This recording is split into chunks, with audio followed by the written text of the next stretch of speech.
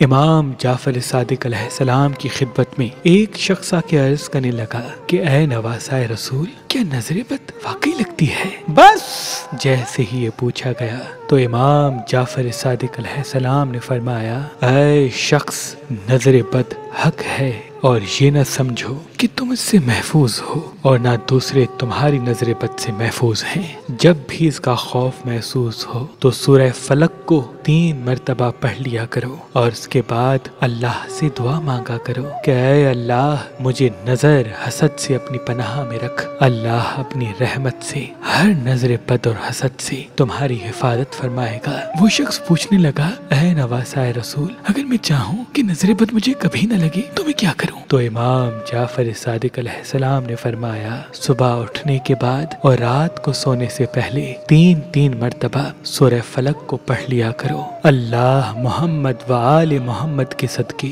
तुम्हारे और तुम्हारे घर को हर किस्म की बद नजर और हसद से अपनी अमान में रखेगा इंशाअल्लाह।